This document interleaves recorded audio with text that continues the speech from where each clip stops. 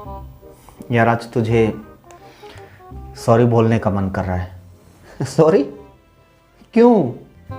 क्योंकि आज मुझे एहसास हो गया है कि तू राइट था। देश के लिए मोदी ही सही है। वो तो है, लेकिन आपको कैसे एहसास हुआ? यार मैं हैरान हूं। राहुल गांधी कह रहा है कि चीन हमसे बड़ी अर्थव्यवस्था है, हमें उससे पंगा नहीं लेना चाहिए। मतलब चीन हमारे 20 जवानों को शहीद कर दे, हमारी जमीन के ऊपर गंदी नजर डाल ले, और हमारे देश का कोई नेता कहे कि हमें उससे डरना चाहिए।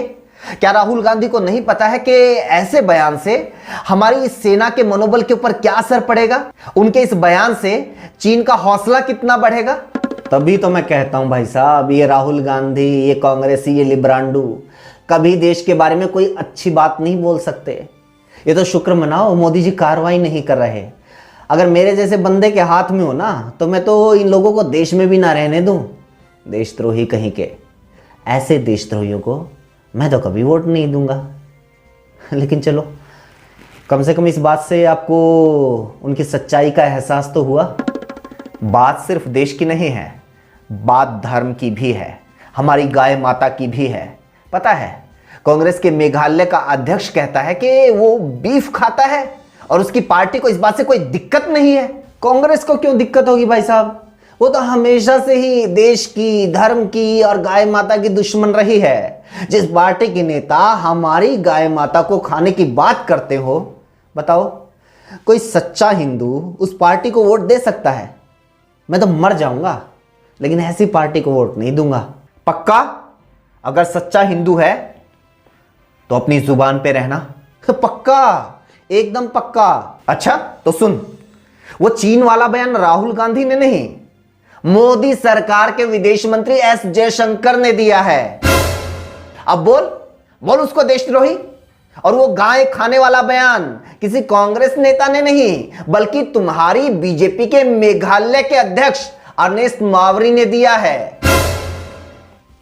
अब बोल बोल उसको हिंदू विरोधी? तू तो कह रहा था कि गाय मम्मी है, और तुम्हारा नेता कह रहा है कि नहीं, गाय यम्मी है।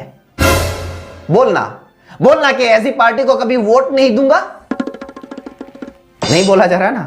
कभी नहीं बोला जाएगा, क्योंकि तुम लोगों के लिए देश या धर्म नहीं, बीजेपी इंपॉर्टेंट है, मोदी इंपॉर्टेंट है। बस एक बार मोदी जी का जयकारा लगा दो, उसके बाद गाय क्या, बेशक इंसानों को कच्चा चबा जाओ, तुम लोगों को कोई फर्क नहीं पड़ेगा।